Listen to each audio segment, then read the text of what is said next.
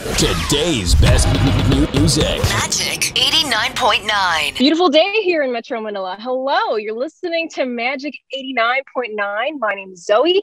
Back at it with another interview. You guys will not believe who I'm virtually sitting with here today, rightfully dubbed as YouTube's first artist on the rise for 2021, making noise on TikTok, looking through lowlights at silhouettes. We've got Australian singer-songwriter Sam Fischer in the house. How are you doing today? I'm doing so good. Thank you for that great introduction, Zoe. It's so good to talk to you. I'm so excited to be here. Where are you based right now? I am currently in Los Angeles, in California. Oh, are you safe and cozy? Safe and cozy. Me and my wife have been holed up in our apartment for over a year, but it's coming to an end and things are looking up. So yeah, things are going well. I'm having a good time. All right, that's great to hear. So now that I've got you, shall we play a round of sugar or spice? Are you ready?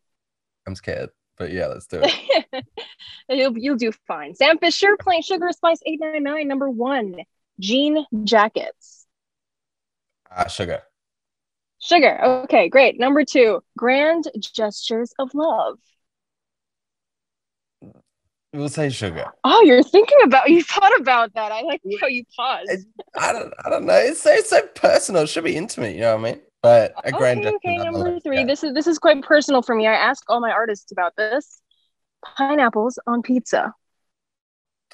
Sugar. Sugar, yes. That means that you and I can be friends. We're off to a great start. I do love it. Yeah. Number 4, movie nights. Movie nights. Sugar. Okay, I think you're saying sugar to everything. So number 5, I'm curious, mint chocolate. Mint chocolate? I have to say sugar because oh my goodness. Because mint slices are like the chocolate biscuit I grew up with in Sydney. So I love it. I forgot to factor in the Australian. So yeah, but you are the first artist to answer sugar to everything. No. That's great. You were off to a great start. Okay, so thank you for playing, Sam. I really appreciate it. And let's dive right into it. Your latest single, What Other People Say, is a collaboration between you and none other than Demi Lovato. Beautifully composed. And before I gush about the single, I know a lot of people would love to know, what is it like to work with Demi? With Demi, it is an absolute dream. She is such a legend of a human. You know, Demi is... I bet. Yeah, what you get is what you see is what you get with Demi. She is so real. She has such a joy for living life and for everything she's been through. She is humble and gracious and caring and so powerful in her conviction. And it really is fun to be around her. She's just a cool girl, and I'm very honored to be on a song with her and be a friend. It has been really, really fun. Well, you guys sound great together, and it's no wonder that the song's a hit here in the Philippines. So now I'm going to quote you once. You once said that what other people say is a confession, realizing how far away you can get from who you are in an effort to be liked. And I just want to say that encapsulates my whole university experience. It's like you ripped a page off my journal and sung it back to me, except I don't want to slam you shut. So I want to know, what kind of a headspace were you in when you wrote that song? Oh, you can only imagine. Just an awful headspace. It was. I wrote What Other People Say in early 2019, before anything happened with this, and before I knew that what my life would look like a year later. And I was pretty sad, and I was kind of in a position where I wasn't where I thought I would be when I was younger. And I don't know. I think a lot of people have dreams. I mean, I think a lot of people move to LA with these dreams of becoming whatever, you know, quickly. And it's just not the case. Yeah. And I've been through it over here. So, yeah, I wasn't okay when I wrote What Other People Say, but it helped me, I guess, understand how I feel. And if that's the way, I don't know, if that's what people get out of it, then I'm doing my job right. So it's cool. I think you have a way with words, and I definitely think you have a way with raw honesty. And knowing that it came from, a true story, and it's your story, I think that that's what makes it so special. And I think that that's why you have your huge fan base, and why people like you. And I hope that you're proud of that. I am. Thank you. I am really proud of it. My manager always tells me to step into my stardom because I'm constantly like surprised that anything's happening. And it's cool. I appreciate it. It's wild. Yeah. What I can't wait to be able to tour and experience it out in the world.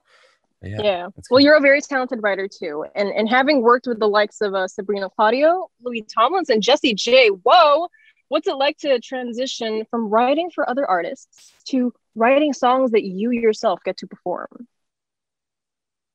It's awesome. That's a genuine answer right there. Getting to step into the spotlight is fun. There have been some songs that I've absolutely loved that I wish that I could keep for myself, and I've not been able to. And it's nice to be able to, I don't know, say the things that I've got to say in a song and have wanted to say for a long time, but never thought I would have the opportunity or anyone who wanted to listen. And so it's nice to focus on myself a bit musically. And it's just fun. Like it is so fun. It's really dope to be an artist. I'm sure it is. It's such a dream, everything we get to do is so ridiculously cool. So it has been awesome. But I still love writing for others. I'll continue. Okay. Well, I know now that it must be fantastic for you, and I'm very, very happy for you, as I'm sure is all of the people who support you. Let's talk about This City. I love it. Obviously, everyone loves it. It went viral on TikTok, and I know you wrote it. But I'm curious to see how you're going to answer this. Objectively speaking, why do you think This City is such a fan favorite? Oh my goodness! If I could tell you that, I would bottle it up and use it for every single song. The magic formula. Yeah, I I didn't want anyone to hear that song. It was like me, it was me saying like I'm not okay, and I wasn't okay with saying that. And I don't know. I think it's so simple in its message, and it's something that everyone feels when they go through any change at all. Yeah. And but honestly, I thought it was just a really, really sad, depressing song. And then my fans took it and made it into something that is so much bigger than that, and also highlighted the hope in it. And that's been something that has been pointed out to me about my own music, is that it's quite hopeful. And it's always like, it always has like a things will get better, I guess, line through it. Yeah. And I didn't realize it because I was in just, not a great, because you were the one writing mental space. Yeah, it sucked. Like life really wasn't good when I was writing This City, but the fans took it and gave me the life that I have now. And it's like I didn't have a choice whether I wanted to be an artist or not. It was up to the fans, so I owe it all to them. Isn't it amazing when you come out with a piece of art and it completely transforms in the eye of someone else? And as a radio DJ, I love a good hook. And the lyric, "Am I getting closer to knowing where I belong?" Can I just say, has this intense amount of honesty. Like you're waiting on the skies, like you said, hopeful, waiting on the skies to answer. And I think that's what I appreciate about it the most. And I think a lot of people feel the same way. Now, you mentioned about like a little bit on your journey to stardom. So I hope it's all right that we touch on that subject a little bit, because your backstory is something entirely, from booking a ticket to LA, the highs and lows of making music. I like how your music doesn't gloss over that. As you mentioned, it is a little darker, but it has this message of hope, and it doesn't make you feel like you're totally escaping. It sheds light, at least for me, on real emotions. And in all the years that you spent hustling 24/7, I want to know, is there a significant learning or moral lesson that you got out of that?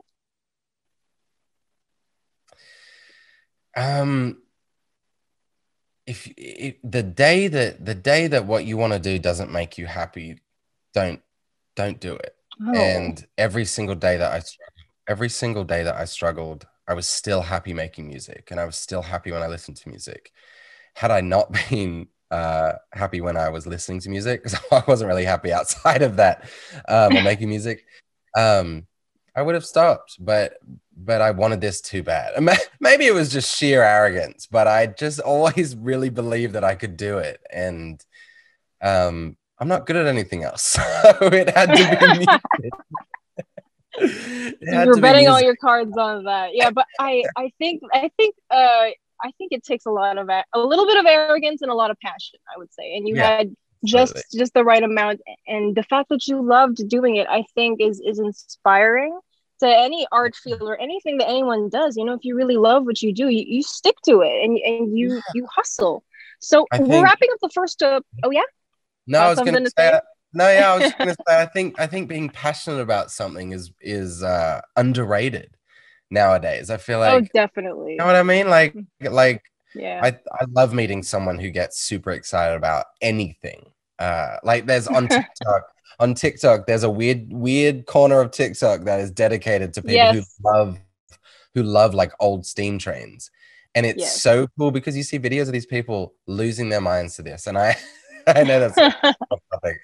I just think it's really, really fun to watch, and like it makes you feel something. So I think there are these corners of social media that put a little faith in humanity back, and you realize we're not so different after all. You know, we all have our weird things, but there are surprisingly a good number of people who appreciate them as well. And so we are wrapping up the first quarter of 2021. Is there anything that you'd like to accomplish for the year that you would like to share? I want to make my first album, and it is underway, and the music is, I'm really, really proud of what I'm creating, and it'll be an expansion of I guess the Sam Fischer world, and people will get to come along for the ride. And there are lots of really exciting things. I'm working with people I've always dreamed of working with, and everyone will. Oh, that's great. Get it all as soon as possible. So it's all coming. Oh, I got goosebumps. And I'm so excited. I cannot wait for more music from you. And that's Sam Fischer for you guys. Ladies and gentlemen, this was a great conversation. Thank you so much for taking the time to chat. I had so much fun. Thanks, Sam. Of course. That was awesome. Thanks for having me on. It's so fun. We're playing Sam's music at the station. And again, his latest single is What Other People Say, featuring Demi Lovato. To everyone listening, whatever you're going through, there's a Sam Fischer track for that, or there is going to be one. So get on this train as soon as you can. And my name is Zoe. Have courage and be kind, everyone. This is today's best music. We're Magic 89.9.